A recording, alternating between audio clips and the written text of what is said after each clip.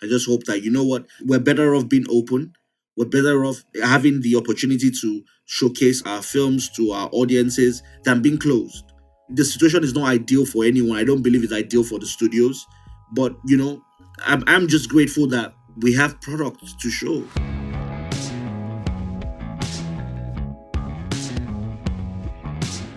This is the Box Office Podcast. I'm Russ Fisher, the editorial director of the Box Office Studios, which provides editorial content to movie theaters. And I'm joined by Rebecca Polly, the deputy editor of Box Office Pro. Rebecca, hello. It's nice to talk to you. Yeah, it's good to be here as always. Normally, Sean Robbins, chief analyst at Box Office Pro, would also be here to discuss box office results, but he's out getting his second vaccination shot, as you are later today. So, a big Box Office Pro congratulations to you both. Thank you. Yeah, I'm excited. Curious about side effects, but not all that worried. Really, just excited to have it done. Be able to move forward with literally everything. So, and speaking of moving on, it's a relatively quiet week news-wise. We've got a little bit to talk about with Godzilla vs. Kong and with some release date changes before we get to our feature interview with Moses Babatope, who is the Group Executive Director of Filmhouse Cinemas, which is the largest exhibitor in Nigeria, a region which is known expressly for its own cinematic landscape. Before we look in that direction, Rebecca, let's talk about Godzilla vs. Kong, which is still going strong domestically and now internationally as well. There's not a ton to talk about at this point about Godzilla vs. Kong. It's still stomping all over the box office as we expected it to, with no major competition on the domestic front. The headline this week is that internationally it did cross 300 million, add in the domestic cume, and it's approaching the 400 million mark worldwide, which is a pretty nice thing to be able to say again. A modest drop, actually less of a drop this week than compared to the week before.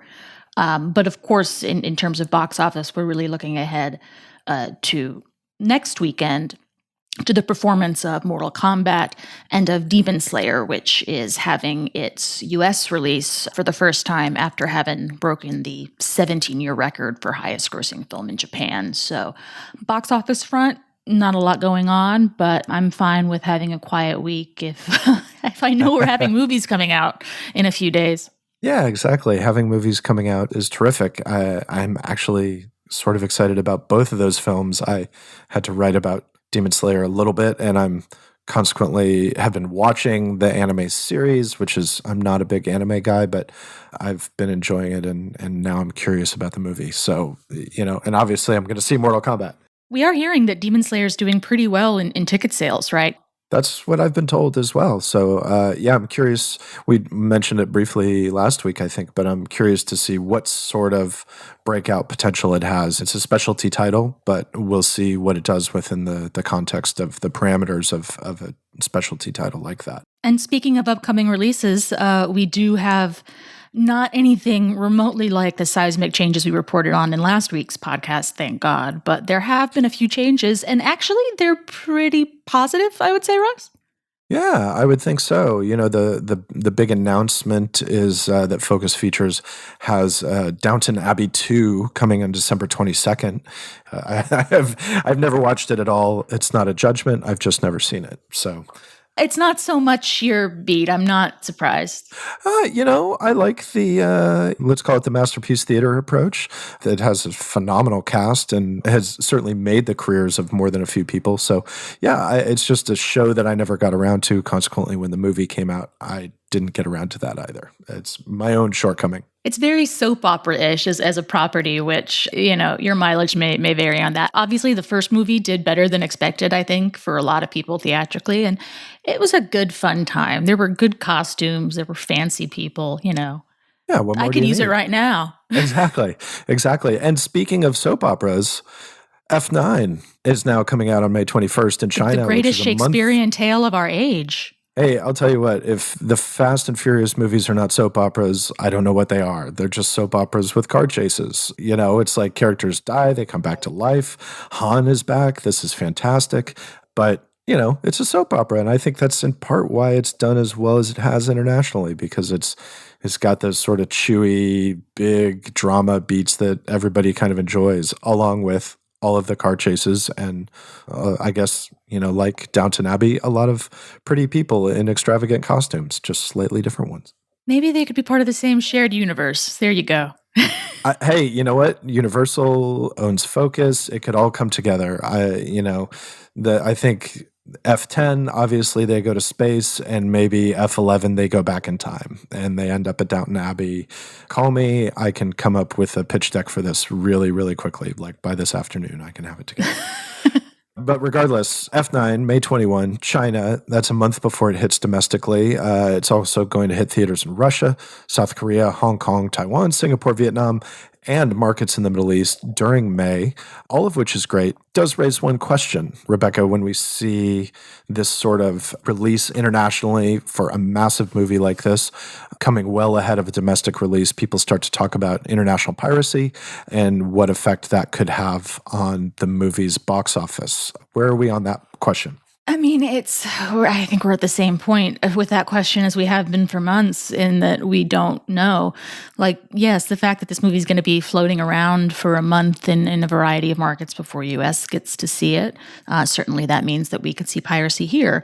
On the other side of things, U.S. chains have, as we know, signed agreements with Universal to say, hey, here in the United States, there's going to be a shortened window for our films, including F9. So that would potentially cause piracy problems in international markets, which Universal, by releasing the film a month early in key markets like China, hopefully they're heading that off at the pass. The Chinese market is huge for the Fast and Furious franchise. It's I believe been the top market for the last few films. With China being further along in the recovery process than the United States, and thus I think having more maybe theatrical potential for that film, it certainly makes sense to me, as to whether it's, we've used the phrase a lot, a COVID play, or more a sort of permanent-ish tactic that's going to be used for other Universal releases going on into the back half of 2021 and moving on into 2022. We don't know, but I think for this film it makes sense. And international piracy, it's one of those issues that, with the change that we've seen over the last year at this point to the traditional model of theatrical exclusivity, some of those changes temporary, some of those changes permanent, it's raised a lot of questions. And certainly whether we're going to see a boost in movie piracy is one of those questions. And it's a question that we really don't have a lot of data points right now to really fully address. Actually, it was one of the topics in our feature story this week, which, as you mentioned, Russ, is an interview with Moses Babatope, who is the group executive director of Filmhouse Cinemas, the largest exhibitor in the territory of English West Africa. To interview Moses, I'm joined by Daniel Uria, editorial director of Box Office Pro. Before we get started on today's discussion, a word from our sponsors, QSC. QSC announces the expansion of the QSys ecosystem for audio, video, and control with the new, cost-effective Core Nano and Core 8 Flex processors. Far beyond a conventional cinema processor, QSys is a complete ecosystem that allows you to control and monitor audio and video content delivery just about anywhere throughout the cinema complex. Visit qsc.com/podcast for more information. That is qsc.com/podcast. In 2019, which feels like forever ago at this point, Nigeria was the recipient of CinemaCon's Emerging Market Award, a fitting honor for a market that has seen an impressive evolution in both screen count and general movie-going culture over the last handful of years. In the 3 years preceding the Emerging Market Award, the territory of English West Africa, the market of which Nigeria is a part, saw 3 consecutive years of double-digit admissions growth. And then there was COVID. But though Nigeria's box office was down 73% in 2020 compared to 2019, the number of theaters in Nigeria actually grew by double digits in 2020. Now, this is a market that over the last few months has been able to really compensate for a lack of Hollywood releases with a strong local slate. Nigeria, of course, is home to Nollywood, so they're a territory that is no stranger to a strong local slate.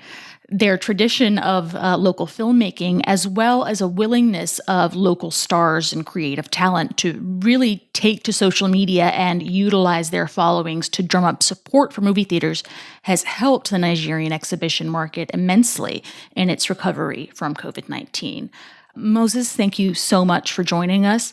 I first met you at CinemaCon 2019 when Nigeria was given that Emerging Market Award. It definitely, up to that point, had been a very exciting few years in that market. Could you describe for our listeners who maybe aren't familiar with it what the state of the Nigerian exhibition market has been over the last few years and how it was affected by COVID? Thank you, Rebecca. Great to be here. Thank you, Daniel. Thanks for having me. You're right, we did meet 2 years ago in Vegas, and who would have thought 2 years from then, the world would be how it is now. Like you rightly said, Nigeria is part of a territory in Africa called the English West Africa Territory, made up of three countries: Nigeria, Ghana, and Liberia. Nigeria is the largest market in that territory, accounts for about 91% of the box office in that territory. As you know, we have a cinema chain called From House Cinemas, and we also have a theatrical distribution company called Film One Entertainment, which is more like a content distribution company now because it not only does theatrical distribution. And if I was to summarize, it's a very, very interesting territory in that with Nigeria, modern day cinema going dates as recent as 2004 with Silverbed Cinemas. And, for a country of 200 million people, we're still less than 60 cinemas, DCI compliant cinemas. It's almost like a screen to a million people. It's very, very much underserved. Another key point is it's a strong local content market. So Nigeria has always been known for its, local content production, known as Nollywood. That's the name of the Nigerian film industry that is widely known in commercial form.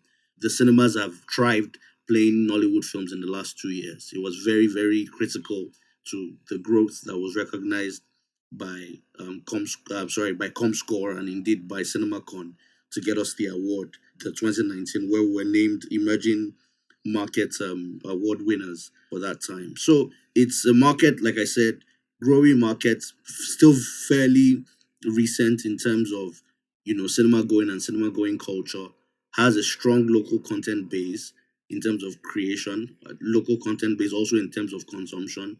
Before 2019, it was growing at double digit percentages, so over 20% for the last 3 years before then. And then 2019 was when we had the elections, we had some adverse weather conditions. We still grew by 8%, but that was the lowest of the last 5 years. So that's what's been going on in our territory. Unfortunately, COVID brought the upward trajectory to grinding halt.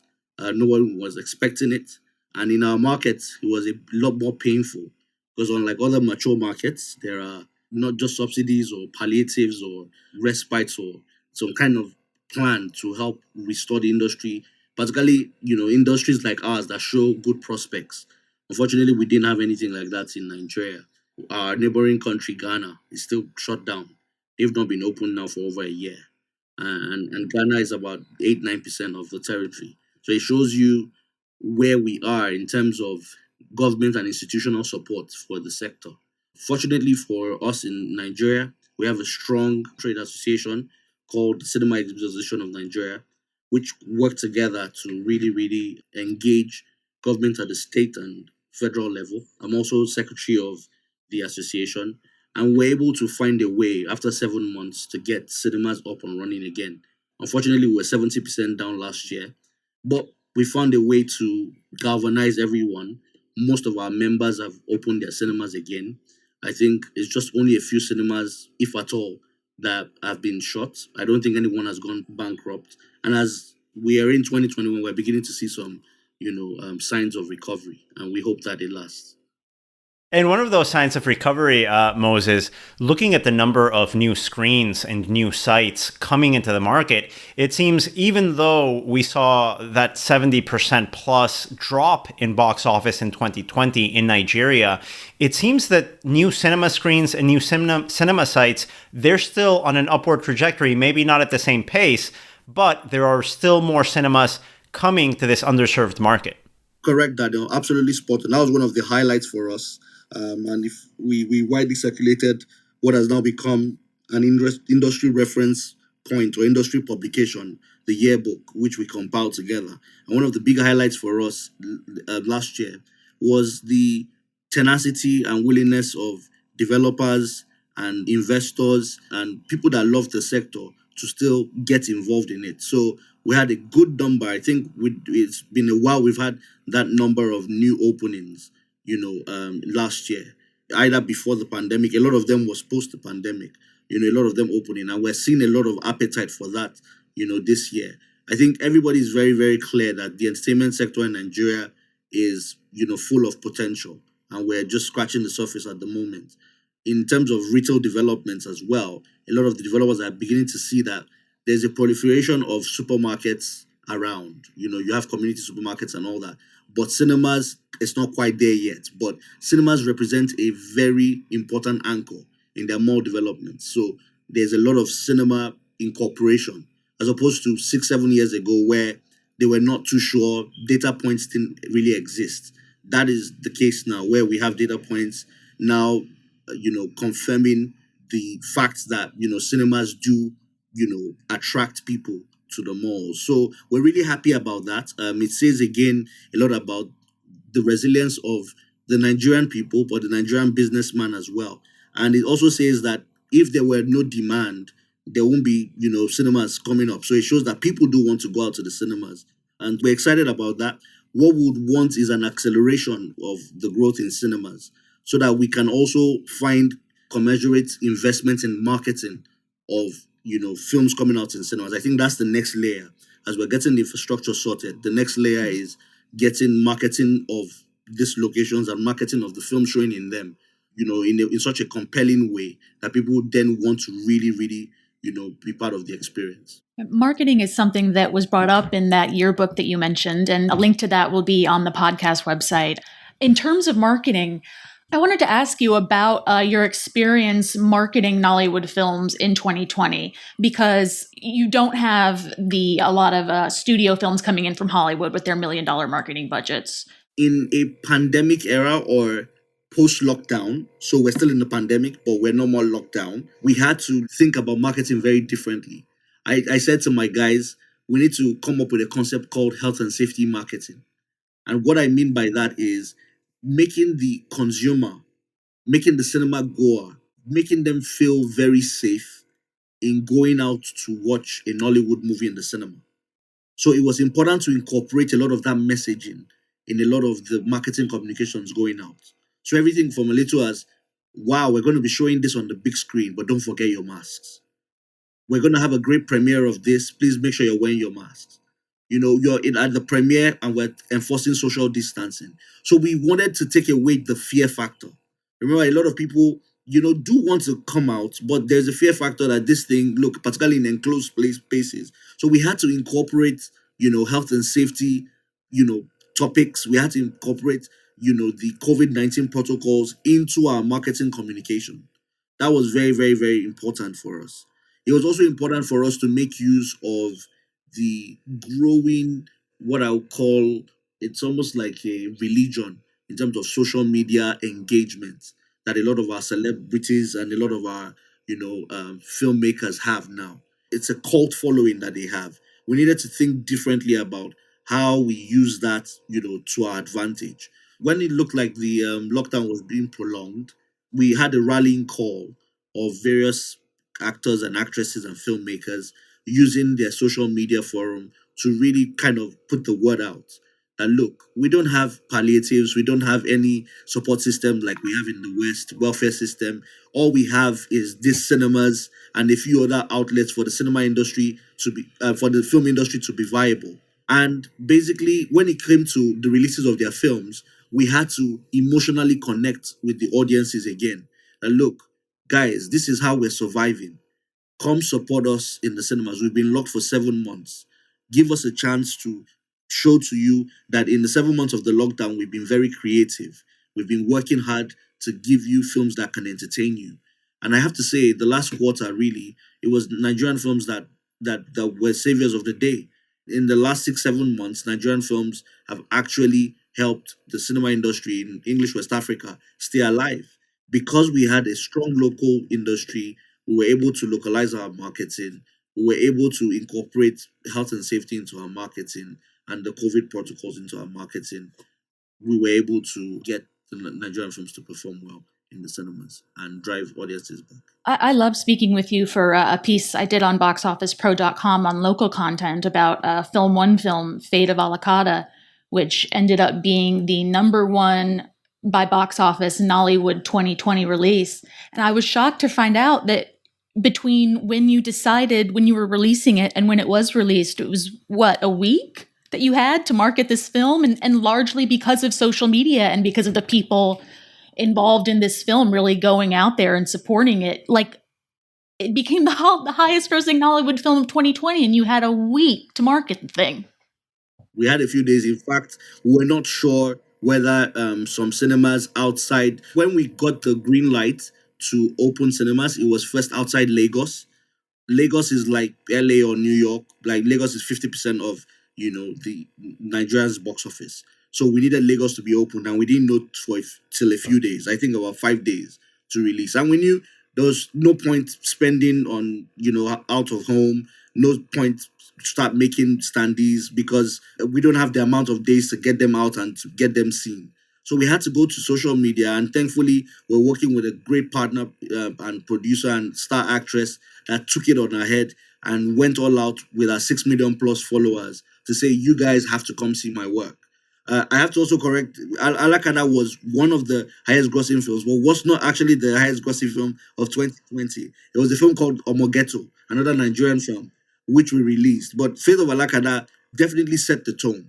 And considering that after our lockdown, we had something called NSAS, which was a political movement that went sour and became quite violent, and we had to shut down cinemas for a further 2 weeks. This film not only opened, but came back after those 2 weeks to top the box office and played well into December. So again, showing you the importance of the right local content, in the marketplace, but also showing you the importance of, if you have the right product and maybe the right IP that people resonate with, if you also use social media well, there is something there that you can convert. So there was a lot of learnings for us there, of the resilience and the performance of Fate of Alakada. And if you have the talent and the performers who are willing to really go out and say, save theaters, basically, see this movie in the theaters, it's fine, it's safe, come to cinemas. And I have to say, it's something that unfortunately we haven't seen on the Hollywood side by a lot of folks. We've seen it in national cinema industries in other countries, and we've seen very positive results. I think this is a great lesson that exhibitors around the world can take from the grassroots approach that Nigeria and its national film production, these Nollywood films, have had in connecting and engaging with their public. I think related to this, Moses, is one of the issues that we've been tracking here on a worldwide basis. With major studios delaying a lot of films, that creates a certain stress on the market. Other markets have been able to fill that gap with local product, as Nigeria has been able to successfully do. But the other part of this equation that we haven't talked about too much is the effect of piracy. When a pristine digital copy premieres on a streaming platform like Netflix, like Disney Plus, like HBO Max, before it has an opportunity to make its way to international release in markets like Nigeria that have to face with now a piracy threat coming from this pristine digital copy. What has been your experience with titles like Wonder Woman 1984, like Godzilla vs. Kong, as you're battling this other fight on another front? Daniel, great question. I have to say, we're just looking at it from a perspective that it's a pain that we have to endure for 2021. I think that's what helps us go through the day. I just hope that, you know what, we're better off being open. We're better off having the opportunity to showcase our films to our audiences than being closed. The situation is not ideal for anyone. I don't believe it's ideal for the studios. But, I'm just grateful that we have products to show. But look, the experience for Wonder Woman, because we're considered international territory, we had 9 days before, it went on HBO Max. So that was 9 intensive days. But once it went day and date on streaming, you could see the immediate impact. Usually, as you know, as you have in the States, you would have multiplier of an opening weekend. You are able to know the impact of piracy once that multiplier drops sharply. It drops for one or two reasons. One of them could be really negative word of mouth on the film, and the other could be very incisive, widespread piracy. And I think in the case of Wonder Woman, I think it was more the widespread piracy. Although in our market, the film was not greatly received, but it still did record numbers for us. And I think it did those record numbers because people just wanted to see, a blockbuster on the big screen. Thankfully, as well, we have some large formats like the IMAX and the MX4D and 4DX in our territory. People had not seen that for a while, a superhero type flick. So that was decent. But one of the films that was really quite hit by this phase that we're going through was Coming to America, which we were lucky, and blessed. Our partners at Amazon, gave us the rights to release in Nigeria. But within hours of the launch on Amazon, it was everywhere. It was even physically duplicated on the road. And that was the one that was very, very painful because based on the opening on the start, it could have done record numbers.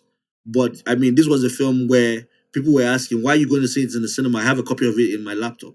People were tweeting that and sharing file sharing sites. It was that brazen. Unfortunately as well, we don't have strong intellectual property laws. We don't have strong enforcement. Unfortunately, I mean, it's being worked on. So, they were getting away with it.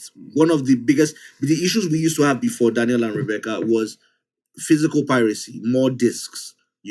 Our issue now is more digital. Digital has also been sucked up into what people see as social. So, be social, share a link, share it on WhatsApp, share it on email. So that's what we're having to contend. We've not established ourselves with cinema culture. We've not fully recovered from the pandemic. And like you said, this is in the way. But like I said, we are still seeing, people that want to come out and have out of home experiences. And we're seeing that they're really satisfied when the film is really great. But above all, they're really, really satisfied when they experience in the cinema. So everything from coming in, the safety compliance is there, the food is great, the ads and trailers are fantastic, the air conditioning, the projection and the system. Those are the things that we need to continue to challenge ourselves to ensure that you can't rival it at home or you can't rival it anywhere. And I think that if we continue to do that, 2021 is just going to make us more resilient, stronger for any other kind of challenge that poses, itself in the future. Well, Moses, thank you so much. It's been great speaking with you, and I'm very excited to see how the Nigerian market is going to rebound and come back stronger than ever over the next few years. I think it's going to be a really exciting time, and I'm excited to keep talking with you about it moving forward. Thank you, Rebecca, and thank you to your team. All I just always want to say, having this kind of platform, is I've always said for years that people should watch out for the territory in Nigeria. What that territory needs, a little bit of injection of capital, and you'll see an explosive growth. I have a lot of respect for what's happened in China, but I think with Nigeria, you can get a lot of organic, real growth because of the dynamism of the people and the entrepreneurial spirit. And I think it's in terms of capital, and I keep saying it for whoever is listening, that it's really small amounts of capital that can make a big difference here. I think the data supports that, and I hope that in a few years from now, we'll be able to look at those key moments where we turn the corner and there's an inflection point and there's an explosive growth. But thank you for covering what we do, and we hope that we'll get some good news for you in the future. Thanks so much, and have a great day. Thank you. Moses, thank you so much for talking to us. And Rebecca and Daniel, thank you so much for putting that interview together. I had previously just seen the documentary about the Nigerian film scene back in like 2007 or 2008, I think, when it was probably at a festival along those lines. Great introduction to the Nigerian film scene, but it left a lot of gaps, and obviously a lot of time has passed since that movie was put together. So this interview really broadened my understanding, and I appreciate it. Join us next week when Sean Robbins will be back. We'll be able to analyze the box office performance of Mortal Kombat, and I'm sure we'll have quite a few other things to talk about as well. This episode of the Box Office Podcast was produced, as always, by recordeditpodcast.com, and it was created by Rebecca Polly, Daniel Laria, and me, Russ Fisher. Thank you so much for listening, and we will talk to you again next week.